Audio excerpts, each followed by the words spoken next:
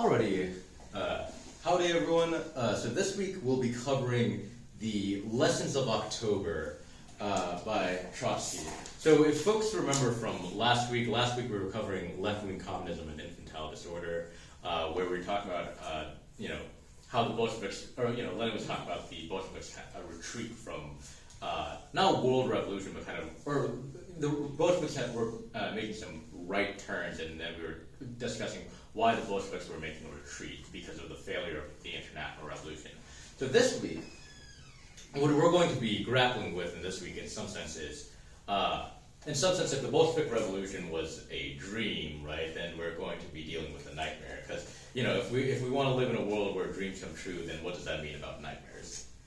So with that said, we're going to start this lesson by first talking about kind of a timeline of events of kind of what's going on. So, if folks remember from last week we ended off with the year 1924, where Lenin dies, right? So so this week we'll be covering the 1920 or what's going on in the Soviet Union throughout the 1920s, and to put it in a different way, we're going to deal with this question of how did Marxism go from kind of a revolutionary political ideology talking about seizing state power into a hegemonic state ideology, and then also this question of how did Marxism go from, or how did the Bolsheviks, how did the history of Marxism, right, the whole history of the Second International, right, how did Russia go, or how did, I guess, the Bolsheviks go from a party with, very healthy political debate regarding Marxism to a one-party state with very little, debate. So to begin with, we're going to talk about a timeline of events. So Lenin dies in 1924, but we're going to back up a little bit. So in 1922, in the Soviet Union, the Central Committee elects Stalin as the General Secretary of the Communist Party, as as someone who could possibly succeed Lenin after his death. Because when Lenin's dying, it's thought of, there's 5 possible successors to Lenin. There's Trotsky, who is Lenin's pick. There's Bukharin, who's the most popular in the party. There's Stalin, who Lenin actually says near the end of his life to remove him from the, what's it called? I can't remember if it says to remove him from the party or just remove him from his position or from being general secretary. But Lenin's like, remove this guy, he's dangerous. There's also, and then the other 2 is, I believe, Kamenev and Zianov, who are also just figures in the Bolshevik Party who we'll talk about in a bit, right? So 1922, the Central Committee elects Stalin as the General Secretary of the Communist Party, and with this kind of election, and with kind of the realization that the world revolution has failed, the German Revolution has been crushed, the Hungarian Revolution didn't succeed, the Spanish Revolution led by the anarchists capitulated to the bourgeoisie. It looks like the Bolsheviks have become isolated, right? With this, you have the formation of the left, or Trotsky forms the left opposition within the Soviet Union. When Trotsky founds the left opposition with the Soviet Union, it's done on the basis that the NEP has gone, or the NEP has, it's on 4 bases. It's, give me 1 second. So, Trotsky sets up the left opposition. The left opposition, they're basically a platform, the left opposition, let me slow down. The left opposition is first established in, in 1923, basically kind of on this basis that the worker state has kind of degenerated into, or the worker state is starting to degenerate into the bureaucracy, right? The left opposition basically kind of sees itself as representing the workers' interest against basically kind of the bureaucratization of the Soviet Union. So this happens in 1923, and also in 1923 you basically have, as we'll talk about this later, Lenin's final struggle, which is Lenin basically saying, hey, we need to remove Stalin. And to be clear, Lenin's struggle is against Stalin, not Stalinism. So this is Lenin's final struggle. In 1924, Lenin does something extremely conservative. He dies, right? So Lenin dies in 1924, and here's where you have, here you have the start of an anti-Trotsky slander campaign, where within the Bolshevik Party you have Kamenev, Stalin, within the Bolshevik Party you have Trotsky, who's the most popular Bolshevik, or who's one of the most popular Bolsheviks in not only the party but within Russia in general, because this man led the Red Army. He's responsible for, he's partially responsible for the October Revolution. He's he's held very high. With Lenin's death, he's seen as he's seen as a possible successor. But within the party, what you have is the beginning of anti-Trotsky slander campaigns, where Zionoviev, Kamenev, and Stalin all basically form a triumvirate, or a troika. I think that's the Russian term for it. They form a troika in which they oppose Trotsky, or Trotsky as a power. In response to these anti-Trotsky slander campaigns, Trotsky writes The Lessons of October, which we'll be talking about today, which is Trotsky's response to his critics on his own politics, right? Because the criticisms of Trotsky usually is on this idea that Trotsky, people are basically pulling up like Trotsky's like former Menshevism. They're basically saying like, oh, Trotsky's not fit, because I know for both Zionov and Kamenev, they're like, okay, Trotsky's policies are dangerous. He's too far left. Whereas for Stalin, I think it's during this year, Stalin proposes this theory of socialism in one country, that actually the socialism doesn't need to be an international phenomenon. Actually, socialism could be done in one country. The following year, unfortunately, the Lessons of October does not, in some sense, save Trotsky. It does not actually lead to his victory. Instead, what happens is, in 1925, the Central Committee actually removes Trotsky, from his role as a from the Military Revolutionary Council or whatnot. And the anti-Trotsky campaign goes from being an internal party thing to spreading across Russia. So it goes from being an intra-party dispute that's kind of apart from the masses, to then becoming something that's being said, all over Russia, right? So yeah, the anti-Trotsky campaign basically extends all across Russia. And then in 1926, Stalin basically starts his plan Stalin basically sets in motion his socialism in one country policy. And here, during this time, you also start to have this split between the left opposition, which is formed of Trotsky on the left opposition, who's basically, advocating for the workers' interests. He's the left opposition is advocating for industrialization. They're advocating for more of a hand in with international conflicts. What else are they advocating for? They're advocating for the poor. They're advocating for a rolling back of the NEP. So they advocate for four things. On the peasant front, they are advocating for a rolling back of the NEP and helping the poor peasants, stop kind of their supporting the poor peasants in their exploitation from the more richer peasants, or the kulaks. You have on the economic front of slowly phasing out overtime work and setting up an 8-hour day, industrializing Russia, and being much more worker interested. They're also on the party front. They're advocating for more workers in the party and trying to disintegrate the bureaucracy, or trying to liquidate kind of this growing bureaucracy that's growing in the party. And on the international front, they're calling for much more support for workers internationally in having their own revolutions. So that's Trotsky on the left opposition. You have on the flip side of the left opposition, you have Bukharin, who Trotsky labels as a right opposition, who is a firm supporter of who's a firm supporter of the NEP. He tells the peasants to enrich themselves. He tells the peasants to enrich themselves. He's worried about the exploitation of the peasantry, or the Soviet Union basically, in some sense, kind of forgetting the peasant interest. So he's much more of an advocate for the peasant interest in the Soviet Union, or the kind of more petty bourgeois interest in the Soviet Union.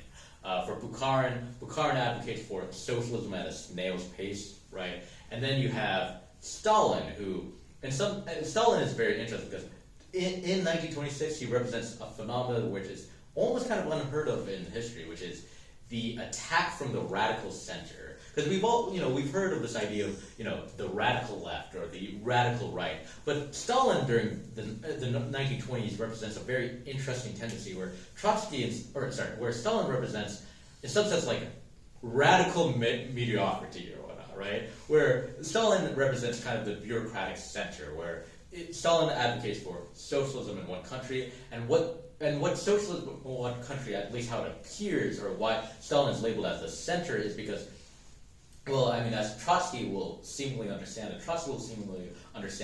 why Stalin is in the center is because he is revolutionary in words, but basically opportunist in practice, right? But I guess another way of phrasing it is, if Trotsky is left because he's holding up the horizons of proletarian socialism, right? If he's representing the interests of the proletariat, of the historical horizon of the proletariat and overcoming, and establishing international socialism, and if Bukharin is on the right because he's representing the peasant interest, or he's representing a much more cautious approach if he's representing a more cautious approach to the Soviet Union and representing a much more petty bourgeois interest, what Stalin is Stalin is representing the interests of the bureaucracy. And it's like, okay, well, who exactly is part of the bureaucracy? In some senses, the bureaucracy is kind of a new caste in the Soviet Union, but we have to remember it's a caste within the workers' state. So it's like the historical horizons of this bureaucracy is kind of unclear, but it's clear that it's a these officials, these castes, Stalin represents the bureaucracy. So we have, Trotsky on the left representing the workers' interests. We have Bukharin on the right representing the more petty bourgeois, peasant interests. And then we have Stalin as the quote-unquote radical center, kind of representing the bureaucracy, or that is kind of the bureaucratic interest of the workers' state, right? And then in 1927, very tragically, Trotsky is expelled from the Common Intern, where Trotsky going from one of the most going from kind of this hero in the Soviet Union, the Soviet Union sees basically a titan fall, right? In the sense that Trotsky finally gets expelled from the Common Intern, and internationally, what also starts happening is not an unrelated to historical note, but kind of like a historical note, kind of illustrating kind of the difference between Trotsky and Stalin is, Trotsky on the international front said, hey, we should support proletarian revolutions as they show up, anywhere in the world, right? What Stalin and the Common Intern actually, promote is in China. China almost has a proletarian revolution. However, the Common Intern, basically tells the Chinese Communist Party to put down the revolution, right? And the rationale there is, hey, you need to put down the revolution because if the revolution happens, that might actually put the party in danger, and if the party's put in danger, then the revolution might fail. So in some sense, you have kind of a mirroring of, or in 1927, you have kind of a mirroring of 1919, where in Germany, right? Why does the SPD put down, or taking a sympathetic look, why does the SPD put down the Spartacus League? From their own understanding is, we're putting down the revolution to preserve the revolution in the future, or we're putting down the revolution right now in order to preserve the party, and party being an organ of revolution in the future. But here you have basically Stalin kind of advocate for the same thing, where the Common Intern advocates, you have the Shanghai Massacre, where you have basically the party put down the workers' movement or the workers' revolution, in the name of revolution, right? Of course, Trotsky on the flip side, he's very much opposed to this idea, which is like, wait, we should have supported the Chinese Revolution, right? This represents a failure on our part. But during this year, Trotsky gets expelled from the Common Intern, so he no longer has power or authority to to even speak within the party, right? In 1928, you have Stalin seemingly capitulate to the left opposition through his 5-year plan, where many of those on the left opposition are kind of fooled, where they're like, oh, look, everything that we advocated a couple of years ago, all we advocated for back in 1924, it looks like Stalin is taking it up. Where now Stalin goes against Bukharin, where at first Stalin and Bukharin being the right opposition, Stalin being the center, they actually, for a while, they actually both teamed up or whatnot in some sense against Trotsky. But during this time, what you have is Stalin, completely cut off, or basically completely throw Bukharin out and capitulate to the left opposition, or seemingly capitulate to the left opposition through his 5-year plan, which is this whole idea of modernizing the Soviet Union or industrializing the Soviet Union. The reason why I say seemingly capitulate to the left opposition is because even though Stalin is doing the policies that the left opposition advocated for. It's done in some sense to consolidate the bureaucracy rather than in some sense push for international socialism. So this is kind of what I mean if you've heard me say this in previous weeks, that let's remember politics is all a matter of who is to do what and why, and not just merely a matter of what, right? So even though Stalin's doing these left policies, it's all done underneath the name for the preservation of the bureaucracy. Rather than I guess what the left opposition wanted for kind of the spread of international socialism. I should also note that one of the things is the left opposition actually gets suppressed earlier, like from its inception, as it was claimed to be like a faction, but the Bolsheviks had put a ban on what's called factionalism. One of the left opposition's policies they actually wanted to do was to reintroduce democracy within the party. That was a policy that was never, respected. And also I guess I should also note that in the year 1928, you also see the rise of Nazism in Germany. This becomes very significant because, this, in some sense, this is not a trivial factor. This is not a fact separated from it, because in some sense, well, I guess putting it on a broad scope, what happens is the failure of revolution in Germany basically leads to the despotism in Russia. The German problem the German problem is basically the problems of failed revolution. The Russian problem is in some sense the problems of a successful isolated revolution. This is what we were talking about with the last 2 weeks, where last week the main question we were raising was what are the problems with a successful or with a quote unquote successful isolated revolution, and before that we were talking about what are the problems with a failed international revolution, right? So here, the rise of Nazism is not, like, in some sense coincidental, because it's like, the failure of revolution in Germany leads to the emergence of Nazism, and in some sense, the victory of Nazism is, if the historical role of fascism is to crush the working class organizations, in some sense, fascism succeeds in the sense that the Soviet Union, a nation that starts off with a great libertarian impulse for world emancipation ends with the horrors of the gulags, right?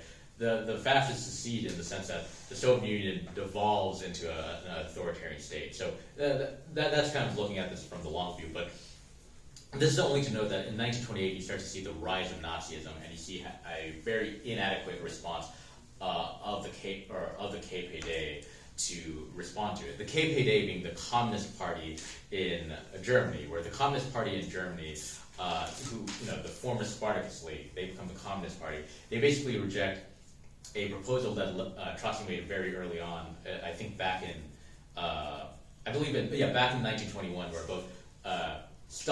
both Lenin and Trotsky drafted this whole idea of the United Front. The whole idea of the United Front is this idea that, hey, communists, social democrats, and labor union socialists should, march separately but strike together, in the sense that, in the recognition that world revolution had failed, the idea was to better spread communist ideas, we need to work with other, we need to work with other Marxian tendencies within the workers' movement in order to spread the ideas of Marxism, right? It's the whole idea of march together, strike separately.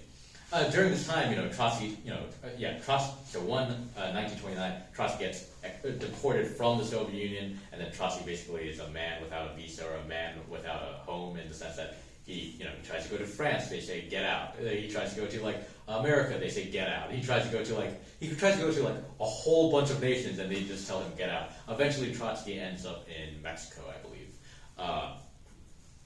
So with that said, in 1929 you have Trotsky advocates for this whole idea of the United Front in Germany. Like, how do we fight Nazism? We fight Nazism through the United Front, right? We have the communists, we have communists, we have social democrats, and we have labor union socialists. We have the left come together and fight Nazism. And through this fight of Nazism, you would have in some sense, or you would raise a consciousness of the correctness of kind of of Bolshevism, or the correctness of communist ideals. The KPD completely rejects this by saying, like, oh, why would we capitulate to the, as they call it, the social fascists? That's how they labeled the social democrats. So they actually reject Trotsky's United Front strategy, and they actually say that, okay, well, Hitler's not that much of a problem. Well, in 1933, Hitler comes to power, and in some sense, what you're seeing in some sense, breaking this down, like from here, just because I kind of read from this list, but putting it down from here, from 1922 to 1924, you have the Bolsheviks basically make a retreat from world revolution in order to find a different way forward. In 1925 to 1927, you have Bolshevism in the form of the left opposition, right? Basically have its final struggle within the Soviet Union, or in some sense, it's like, in a very real sense, it's final, like, actual croak of being very politically relevant. You have the last croak of Bolshevism in 1925 to 1927, and then unfortunately in 1928 to 1933 you have the victory of Stalinism. That concludes the historical part of this.